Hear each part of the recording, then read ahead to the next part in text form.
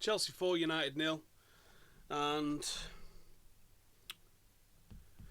I've tried to analyse this game. I've looked at the stats. I've rewatched the goals. I've tried to, and I've watched all the fan cams. I've read 1,000 different tweets. I've looked at possession models. I've looked at expected goals. The expected goals said Chelsea was going to win this 2-0, and some Arsenal fan tweeted me, was like, see, that's why you got Dick 4-0. Expected goal says 2-1, which is a really tight game. I still stand by the fact that I think this was a very, very close game. I think you can dismiss the first 2 goals as just fucking one of those things that happens inexplicably in football matches, sometimes for you, sometimes against you. The last 2 goals, they outplayed us for them. They deserved them, they scored them. Happy days, do whatever. By then the game was already gone. Once the second goal went in, really the game was gone. After the first goal, I mean, we've all been in dressing rooms, we've all been in the place where, you know, you're going to say, right, here's how we're setting out, here's what we're going to do, everyone on it, sweet, let's get after it. And then it doesn't really set out that way. You've got a couple of contingencies in place. There's no fucking contingency in the world for conceding a goal in the first 30 seconds, and that's why I say it's a fluke, because it was a fucking fluke. It doesn't normally happen like that. You have a bit of back and forth sometimes, you know, and then maybe some teams can get past you, they take a set piece, whatever, but it was just fucking madness, wasn't it? It was like literally just hadn't switched on to the fact that I was playing a game of fucking football just yet. So I think you can dismiss it, and people are saying like, oh, you can just fucking bat away the first 2 goals. No, I'm not. It doesn't take away from the result. The result is the be all and end all of things. But you can't just say that was the result, let's go to next week. If you don't look at the result and say, what can we learn from the result? This is draws, wins and losses. You can learn about your team, you can learn about the opposition, you can learn lots of stuff from looking at the games properly. Get Liverpool fans saying, I said 4-0 didn't actively reflect the game, and I stand by that. The 4-0 didn't reflect the game. And people say, oh, you only had more possession and shots and stuff because they went whatever up early in the game. Yeah, it did, but the fact that the game then played out the way it played out meant that it doesn't reflect the game. It doesn't reflect the game. When they was 4-0 up, they'd had 4 shots on target, and we'd had 3. So you can't say that that's a fair reflection of the game. You say sometimes people are clinical and more clinical than you, and that's why they've scored. Sometimes it happens. I've seen Manchester United get a 1-0 win. Was it Southampton? Robin van Persie scored our only on-target shot of the game, and we won 1-0.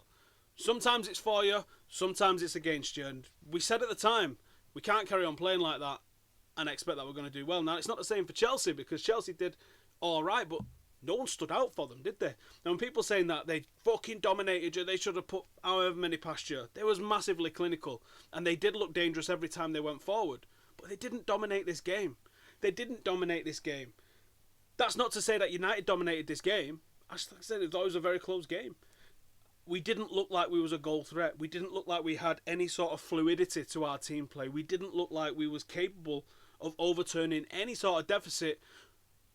Even when it got to 2-0, we reacted to the first goal very well, and we started attacking, and we was looking down the flanks, and created a couple of chances. We didn't look like we was going to score. Zlatan had a great chance where he headed it over the bar. If we'd have scored that, it might have been a different game. Some people have mentioned the incident where Fellaini got smashed. Could have been a red card. Could have been a red card. Wasn't a red card. Carry on fucking playing. 4-0 wouldn't have been reflective of the game. 4-0 wouldn't possibly have happened if the referee had sent him off, but we was the second best team in that already. And even with me saying Chelsea didn't dominate the game, they were still better than us.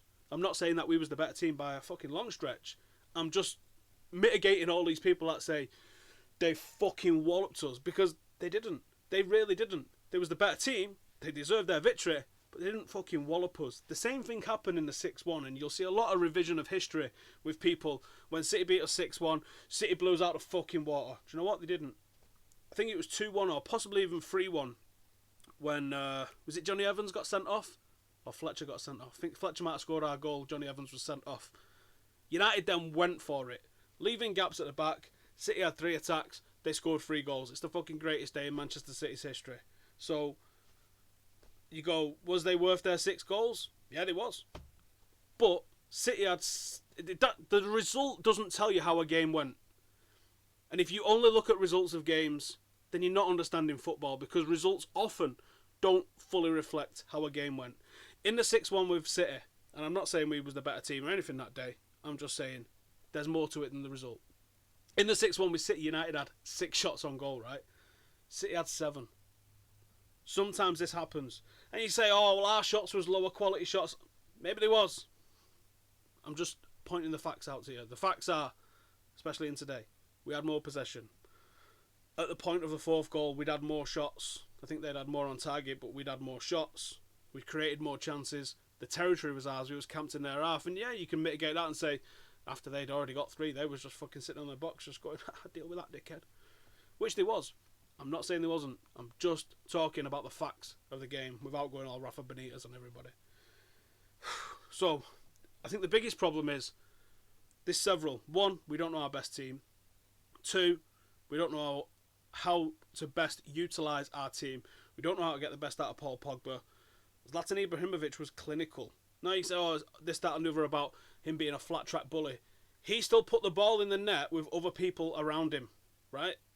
That's what he's not doing at the moment. That's the easiest part of being a striker, is the finishing part. It's also the hardest part of being a striker, but it's the most consistent part of a game. Last season he was fucking absolutely clinical. This season he's not clinical. And what the worrying thing is, not asked about Pogba. Pogba will settle and be a fucking phenomenal signing for us at some stage in the future. But Zlatan Ibrahimovic was signed for this season as a transitional player before Martial or Rashford or somebody else, Lukaku or Griezmann, is able to step up and take that number 9 shirt. If Zlatan's not doing it now, when is he going to do it? When is Zlatan going to step up and be the striker that we need this season? Because if he's not going to do it, then we've got fucking problems. Then we have got fucking problems. Bay's injury is a fucking nightmare. Bay's been our best player this season. Think of that what you will. Not always in games where we've needed the defence, but he's just been, in general, he's just been the better of our players. He's now out. And it sounds like he's going to be out for a long time. That might solve one of the questions of what to do with Shaw and Blind. You move Blind back inside, you go with Blind and Smalling, Luke Shaw gets a start. That doesn't tell you what you're going to do with Carrick. That doesn't tell you what you're going to do with Mkhitaryan, with Rooney. There's question marks over a ton of players. Players we've not seen enough of. Players we haven't seen at all. Schneiderlin. What the fuck's going on with Schneiderlin? Schneiderlin's a hell of a footballer.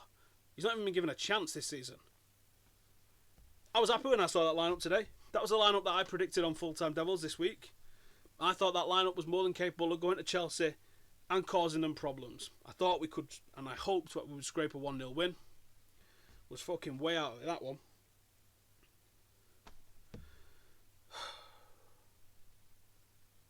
What I don't like is massive overreactions.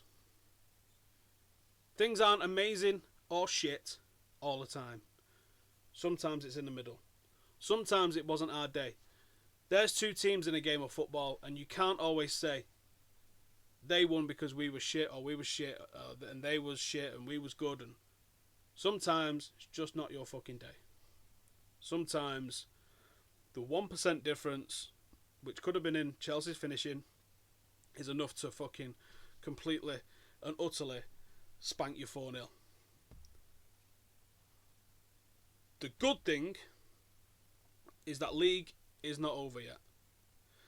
It would have put us right in the mix if we'd have got a win today. Right in the mix. Better than I thought we probably was justified for at this stage of the season.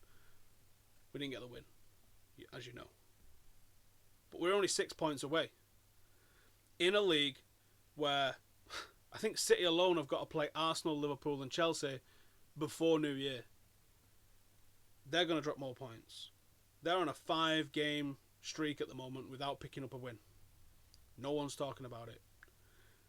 This is Pep Guardiola's equalled worst period as a manager. And again, the papers are not fucking picking up on it. I saw one comment earlier.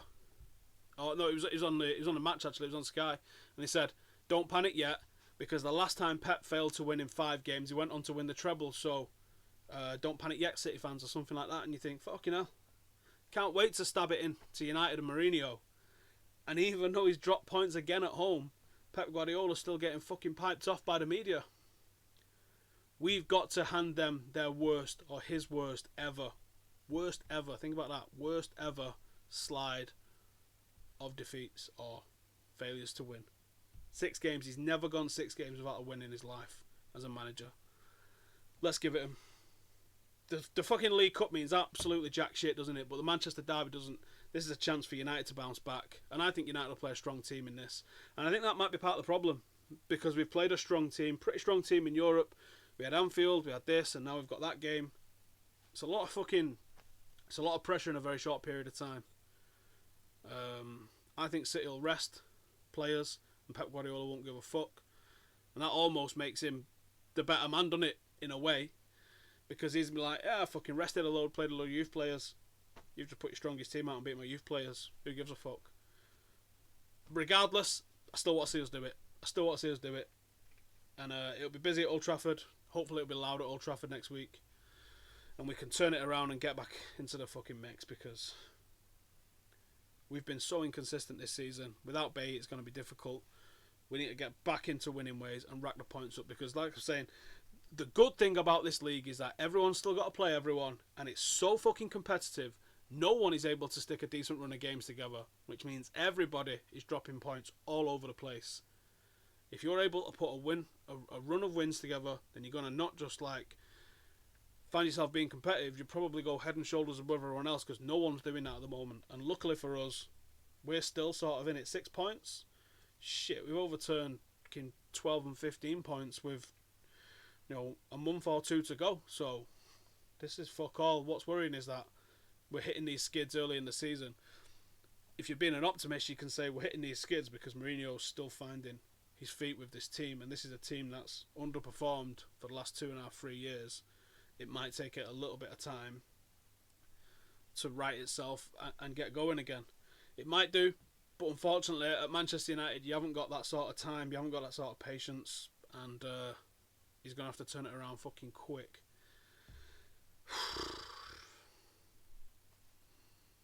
Thanks for watching. Drop us a subscribe if you're new. Hit like. Get in the comments how the fuck we fix this, because I don't know. I really don't know. And I'll throw a comment in for the link to the new gaming channel. So all the gaming from now on is going to be going on the gaming channel. And this is just going to be for more of the football based shit. So make sure you subscribe, and I'll see you in a bit.